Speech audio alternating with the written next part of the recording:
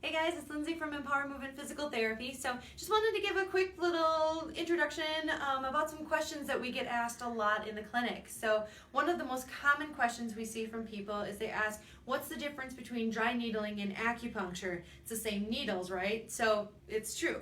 The needles are exactly the same. We literally order our needles from an acupuncture website.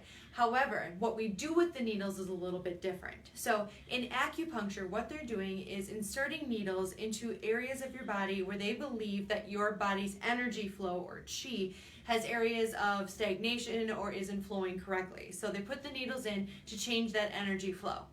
For me, as a dry needling physical therapist, I don't know what chi is, and I don't know where chi goes, and I don't know how to change your chi, but I do know where your muscles are, I know where your nerves are, and I know how your body works as a system. So what I'm doing with the needles is I'm aiming for a specific physiological structure, whether it's a muscle, it's an area of a joint, it's an area around a nerve or a tendon, and I want to cause a physiological change in that structure. So if I'm aiming for a muscle, I'm going to aim it for like one of those big muscle knots that you can feel. We're going to put it right in that knot to get it to release. Or if it's a tendon, I'm going to put it in the tendon to help cause an inflammatory response to help that tendon promote healing.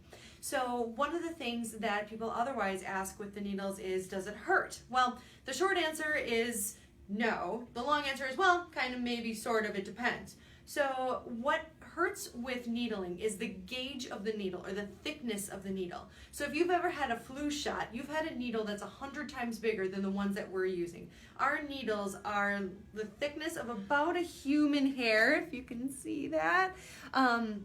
So they're 1/3 of a millimeter thick. So typically what you'll feel with needling is pressure from the shaft that we keep the needle in, and then a little poke from the actual needle itself. And then when the needle goes in, you really don't feel a whole lot after that. So the other thing is we have different lengths of needles. We have short needles for, like, say if I was just doing my forearm, I'll blop a little short needle in there because they're little puny muscles. However, if I'm going into someone's leg or into someone's butt, side cheek, we don't do the other stuff, I'm going to use a bigger needle because those muscles in there are deep down. So I can massage all I want, but I'm only going to get so deep when I'm using my thumb, or even with an elbow, we really can only get so deep.